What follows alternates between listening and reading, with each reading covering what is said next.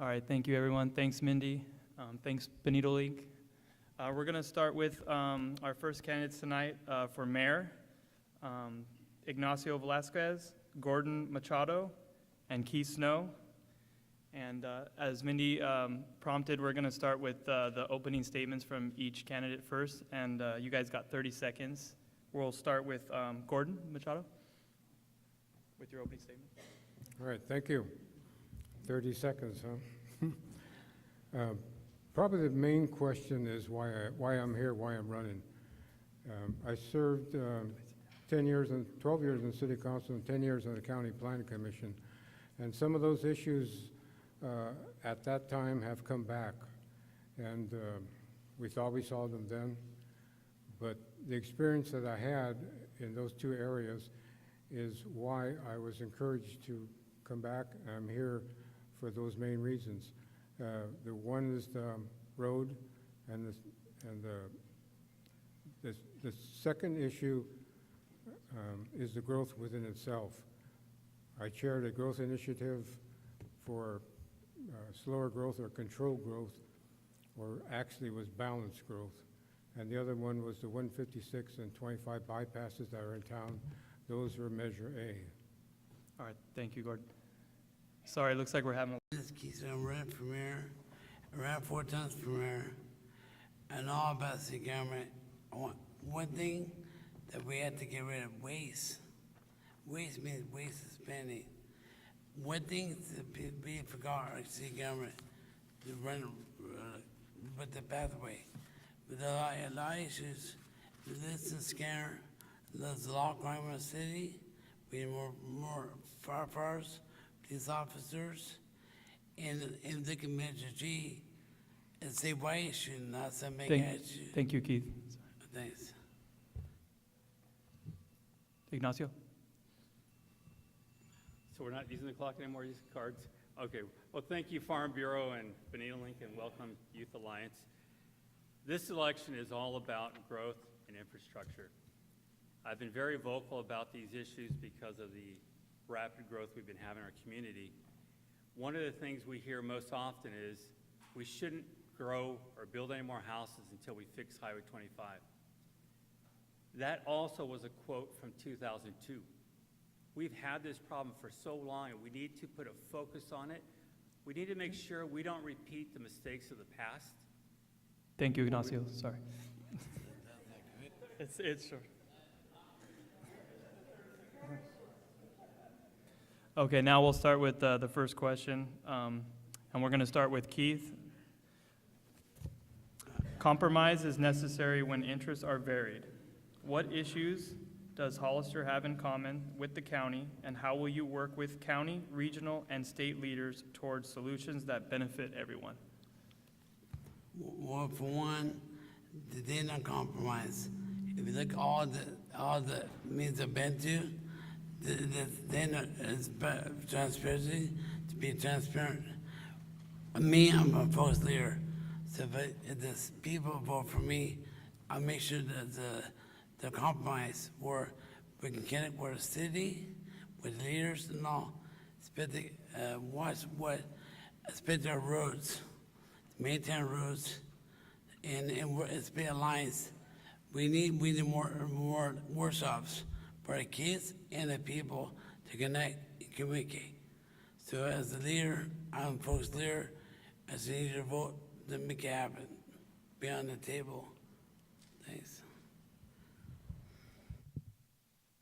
Thank you, Keith. Ignacio? I give a couple of different examples of good things the county and the city have worked on in the past, and one of the best examples is the homeless shelter we now have in our community. This was an item that both the city and the county sat down. We acknowledged there was a big problem in our community of the homeless. We started working together for a solution, and within 2 years, we had a full-time shelter in our community. It's not perfect. It's a very difficult thing to solve all the problems, but it does work, and we're making a big difference in our community.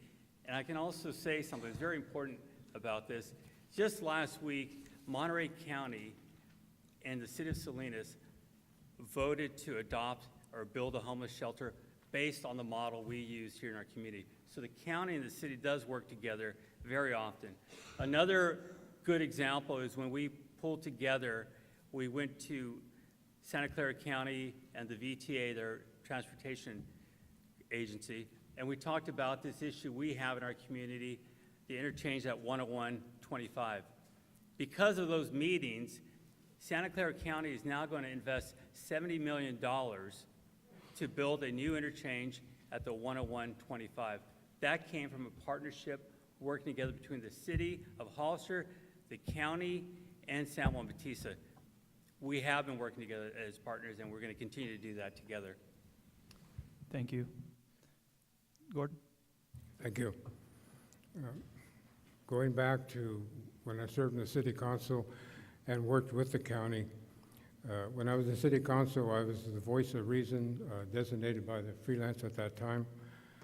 But more so is the fact that working with the county on the 25 bypass, the roads, not only the 25 156 bypasses, also 9 projects within this county and the city.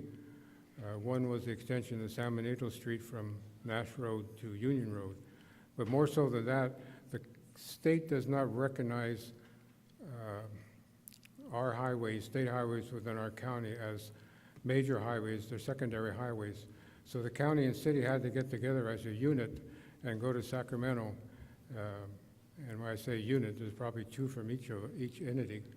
We went there numerous times and met with the California Transportation Commission and also with Caltrans, the executive directors. We were fortunate enough to get all the way to the desk of the executive director. That's probably one of the biggest bureaucracies in the state of California. So it was an honor to sit with him across the table and negotiate the initiative and then the expenditures of implementing those 2 bypasses. Of course, 156 had a higher priority. It got implemented earlier. Secondary 25 took a little while longer. Thank you, Gordon. So we'll start here with question 2, and we'll start with Gordon. A recent Youth Alliance survey showed that lack of money reduces recreational opportunity. It also showed community interest in more bike and walking paths and more safe, positive facilities like youth center or an adequate public library. What will you do to create more public spaces? How do you keep these facilities safe and clean for the general population? Well, in reality, the city of Hollister is very involved in the recreation department. They serve quite a few within the community. But more so than that, into the question itself, as the community develops and the roads are implemented hand in hand with the development, in fact, they pay a portion of the fee. It's almost required today that you have bike paths, at least in the major thoroughfares, and you see them more and more. I'm a biker myself. It is kind of scary, and I'm glad to see those white lines that define the bike path. The facilities also, the county and city have been looking lately for a public library, and I think it's the joint use of a public library and a recreation center or a community center can be facilitated. I think both entities would save money for the good of the community. Thank you, Gordon. Keith Snow? Well, for one, we need like a general revenue. Internal revenues we need especially all the slides in the playgrounds. Do you know that if those people PM or anything on there like needles inside the sands, we have to what's called passivity. And passivity means we need to prioritize the people. And we had to things that we need to change policies. That we need to do, we need to change policies. We need to work together as a city council and transport with the county. For one, if you look at my page, all the things are solved right because I had a good good ideas and good questions. And I work with the Caltrans. I work with the city of Sacramento County where I'm from. It assists me on my professionals and all that. And the people, people need the voice. So point is right. If you look on like he's mentioned 25, our Dr. Nick, they be wine 25. So I work with other plants. We just wine, San Felipe, Fraser Lake, and that's what the county and city. So we have to do our job, and especially our kids like at the playground and all that. So it's all waste. Thank you. Thanks, Keith. Ignacio? One of the things I've been very vocal about, and one of the reasons I've been voting no on all new projects, is because I'm insisting that any new project built in our community has to have a bike path and a walking path from wherever that development is to the heart of downtown. We should never again approve projects where we can't safely have our kids walk to school. It's a shame that we're seeing some neighborhoods where kids are walking in the dirt or in the mud when it rains. So I've been pushing to make sure that doesn't happen. I'm hoping to get more support these future years. One of the other projects we've been working as partners, the county and the city, is what we call the TEL Center. And that is a technology education library. And what the concept is to build a new library on the first floor, tutoring rooms, gaming rooms, so the kids can come after school, spend time in this facility, learn about computers, get help with their homework, or spend time there if they want to hang around a community center. The upper floors, the idea was let's have classrooms that focus on technology so we can teach our kids how to get the skills they need to make sure they can get the high-paying jobs, and so we can eventually bring high-paying jobs here, because the biggest need we have is making sure our kids get the education at the highest level possible to get those high-paying jobs in our community. So we've been working towards that as a group together. Thank you, Ignacio. Gordon? Oh, I'm sorry. So we're going to move on to the closing statements now. 90 seconds for each candidate, and Ignacio, you start. Thank you. As I said earlier, we need to change our focus from just building homes to focus on our infrastructure, to focus on jobs, to focus on our community. We need to have quality of life in our community. We need to make sure our residents can go to work and come back home in a time that's reasonable so they can spend time with their families. This idea of just building more and then clogging our roads so we have 2-3 hour commutes, it's hurting our community.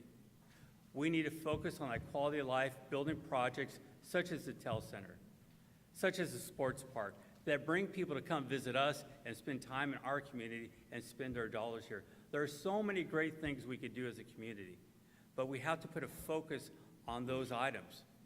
We need to stop with the idea of just building more homes will fix our problems. The past has made it clear that won't work. But as a community, we know if we all pull together, we could do some great things together. So it's very important we stay focused on positive issues that benefit our community. And I hope you can support me. I humbly ask for your vote in this election. Thank you very much. Thank you, Ignacio. Gordon? Thank you. Again, back to why I decided to run. One of the things that I think is the industry within our community. I've been out in the industrial area and talked to different manufacturers, a couple of them that at one time intended to leave. I want to know why. I got the answers. But more so is the recruitment of industry to our area. It would cut down on the commute out of our community if we get some of the industry out of the Santa Clara Valley. Again, I've talked to one or two, and it looks promising. The wage factor within our community, we go up, and of course, the commute would go down. I think this looks good for the very future. The other thing is the growth issue, which the mayor on Facebook has challenged me many a times that I'm pro-growther and supported by all the developers within the community, and even said the other day I was getting tens of thousands of dollars from them, and that's not true. I've always been a balanced growther, meaning that all your amenities within your community, amenities meaning water, service, and everything else, must match before you grow. So, I am hurt at what I see on Facebook from my competitor, and to the point where, Thank you. can I, Keith? Well, I ran for mayor 4 times. I'm not giving up for the people. Said out of the voice. If you look out there, a lot of people that grow houses. We have affordable housing. Have they said that? No. And the one, my opponent right there, excuse yourself. And all of a sudden, the other one over there, mayor twice, 14 city council. None, it's all about that. I know about city operations. I know about how it runs to vote. When we meet that third vote, now the same page with the council, well, look at this. I'm already proof of that. I taught Danny, he'll talk over there, and make our city council bigger. So then we have city planning department and city plan and council there. So then when people talk, not 3 minutes, 5 minutes, we're gonna no waste of spend. We're not gonna have city broadcasts mess up or we need a smooth pathway. And that's the truth for honesty. And all decisions, ideas, it's in my page. I'm here for the people, here for truthfully. I'm here for money. And I said before, I say again, I'm gonna do escrow account so the kids get, wherever I get paid by government, I have city income. I know how people are struggling to live here. We have the highest ever sewage bill and water bill. Do you know that we don't own the water? No, we don't. Thank you, Keith. Thank you. And that's it. Thank you.